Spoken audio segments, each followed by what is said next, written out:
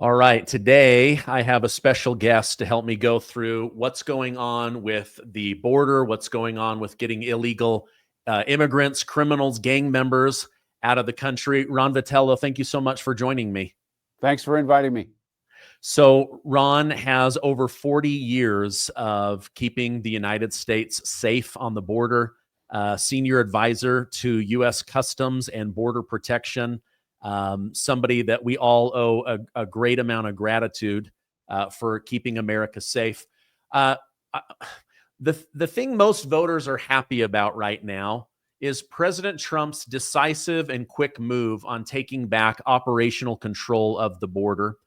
Will he be able to keep it? I know funding is an issue. Democrats are an issue. These liberal judges that are trying to usurp the authority of a sitting president are an issue. What are your thoughts on Trump getting this border under control, and then will we be able to keep it? Well, I'm definitely concerned about the sustainability, but there's no question that the policies that he put in place, leadership like in the form of Secretary Noem at the Department of Homeland Security, the front line at CBP has done all the things that they can do.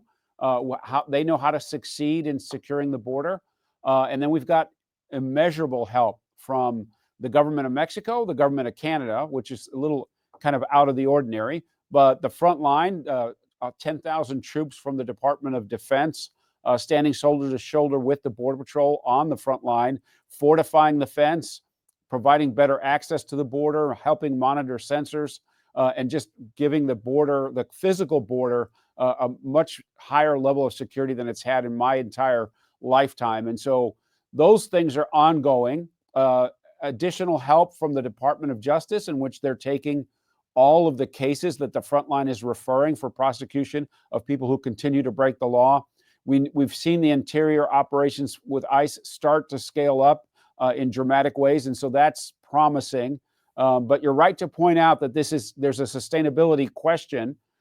So increasing and being able to sustain those resources, those are two different equations.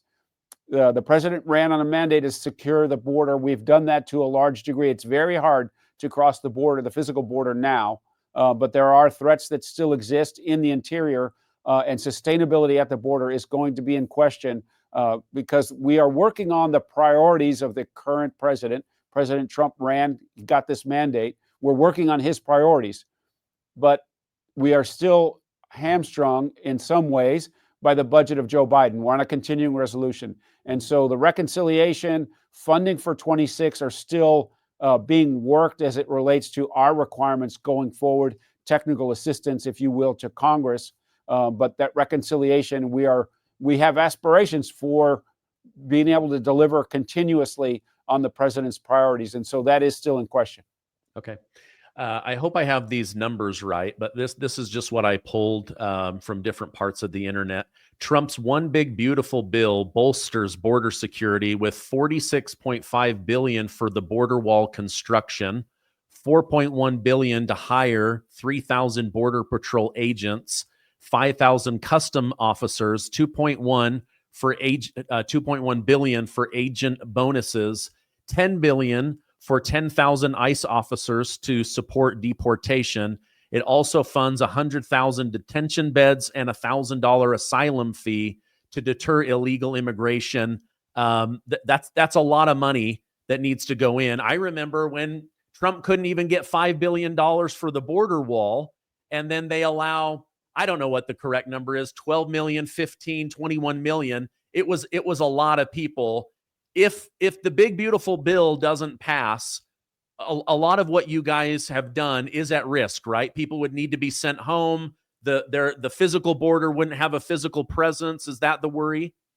Well, yes, the reconciliation will include, enormous sums to increase and sustain.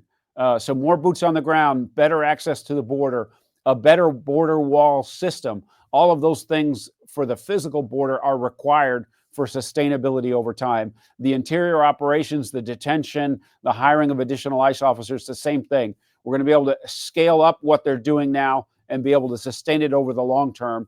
Because as you said, under the last administration, using their figures alone, over 11 million people came across the border during that 4-year period.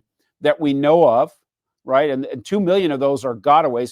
So of the 11, 85% of them were released into the United States. You have 2 million gotaways all in the United States now. And then the unknown gotaways, the people that were not seen by law enforcement in any condition, are also in the United States. And we see the effects of an unchecked immigration system, both at the physical border and within the interior of the United States, and the dangers that it causes all across the country. And so, yeah, we are concerned about the ability to sustain what has occurred so far and to continue to advance both on the physical border and on an immigration system that has integrity.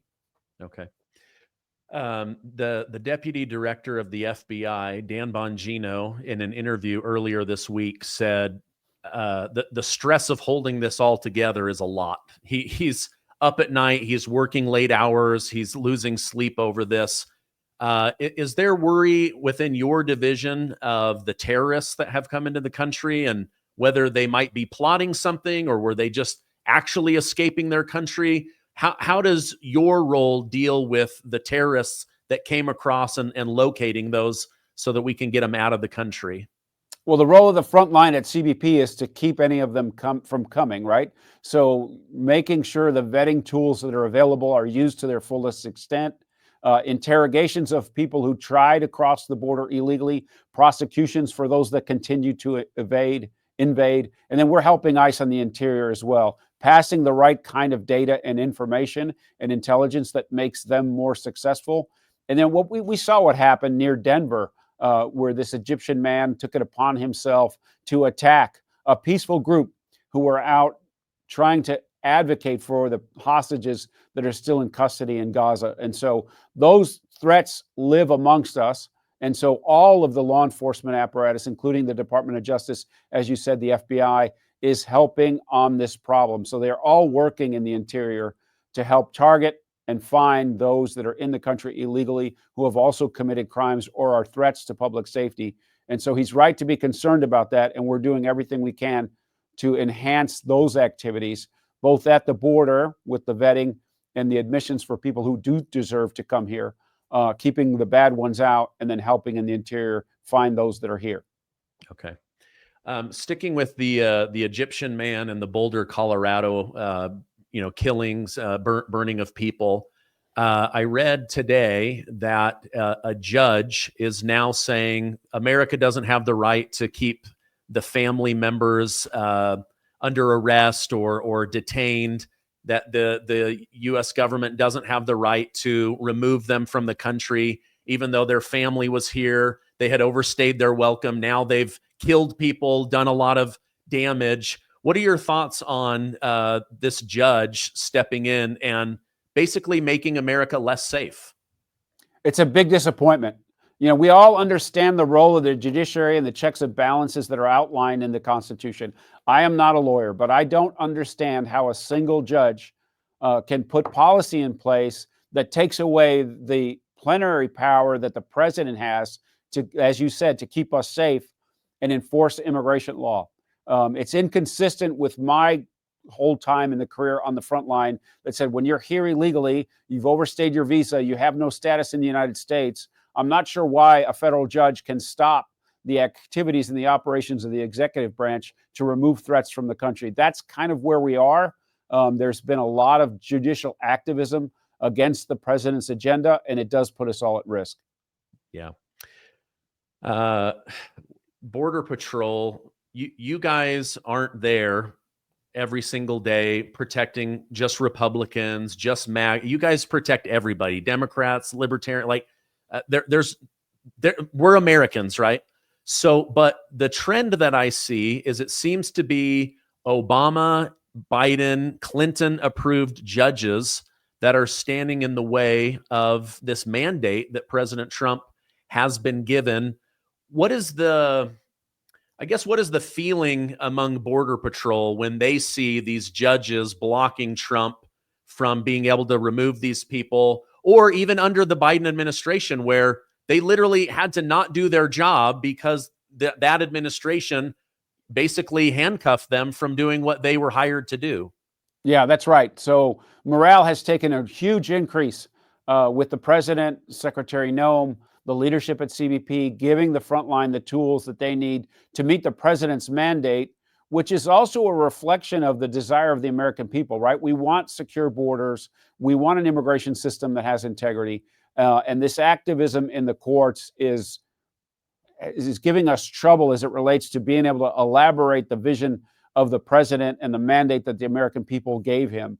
But they are buoyed by the ability to do their job in a way that they were not able to under the Biden administration. As I said, 11 million people, 85% of which the secretary, or the former secretary, said were released into the United States. That's a danger to all of us. And those frontline agents seeing thousands of people coming every single 24 hours, hundreds of thousands of people from Venezuela, gang members among them, people from the communist country of China coming in droves in the western part of our U.S.-Mexico border. They knew that was a threat. They saw the children being abused. They saw the trafficking. They see what happens to people in the pipeline, both external to the United States and while they're at the border. And so, yeah, now they don't have to deal with that nonsense. They've been given the tools that they need to succeed. We want them to continue to do that. And so, yeah, morale is way up. Recruitment is up for frontline roles at CBP. And I encourage people to go to cbp.gov to see if they want to find their way to a career that helps protect the country. Yeah, that's amazing. Numbers are up in the military. They're up among Border Patrol. It's great. I love that the president wants to give that bonus to people that have risked their life to keep America safe.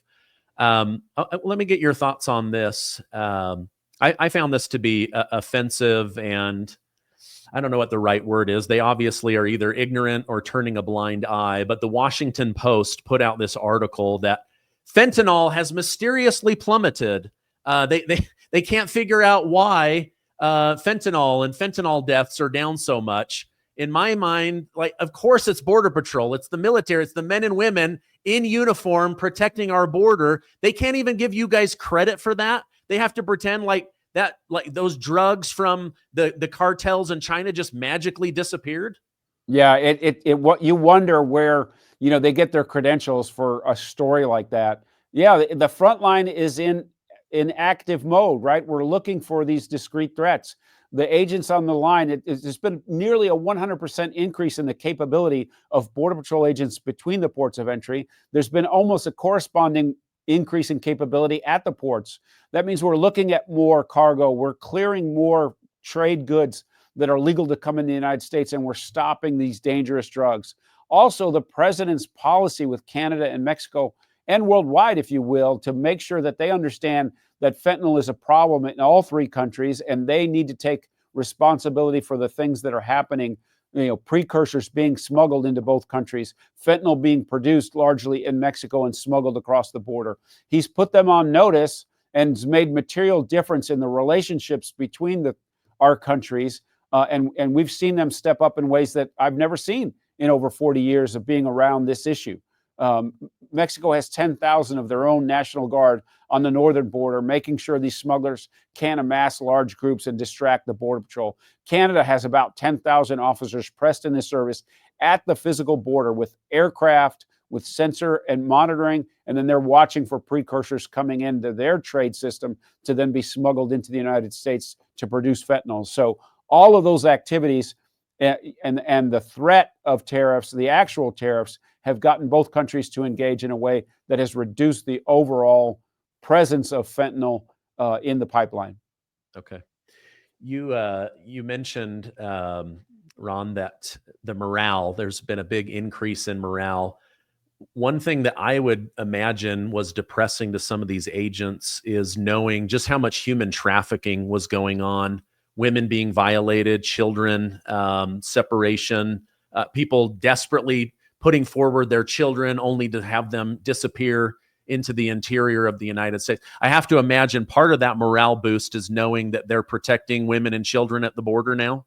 100%. They are now engaged in, deep dive interviews for everyone that comes across the border, including children, to make sure that they're not being trafficked, refer them when they are, and put them in protective custody if they're at the border without their parents. Actively looking for the parents and the children of people who came in the previous administration, over 300,000, that the government had no records of data until very recently. So some of those children are being found. And yeah, the front line knows that when they're overwhelmed with activity, they can't take the time to verify that people need to be rescued and rescue them. And that condition, that nonsense is over. They are now able to do their job, both physically at the border, but then in the post-arrest activity to make sure these children are being protected. Okay. Oh, that's amazing. Thank you for helping me better understand that. Um, this is a tough one for me. You may not understand it. I certainly don't. Why do you think Democrats are fighting so hard for open borders, criminals, gang members, illegal immigrants to come into the country, be allowed to stay in the country? I've heard, oh, this is just for future voters. I've heard that this is to, pick up more seats when they do the census. Any thoughts on why the party of the Democrats would be so protective of an invasion of our country, especially with bad actors? Yeah, I think all of those reasons are valid ones. They're not good reasons, but I do think that they are using the system in order to capture and keep the power that they have in the electorate. Which you mentioned, seats in Congress.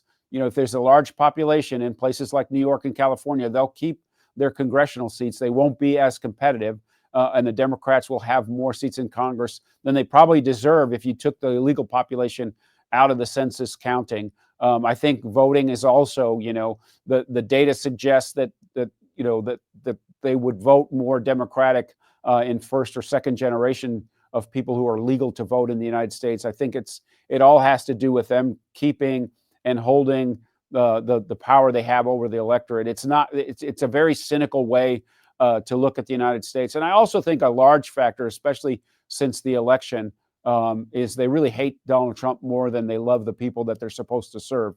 And that, puts them at a place where they're standing up for, wife-beating gang bangers that come from other countries and have committed crimes in the United States, documented.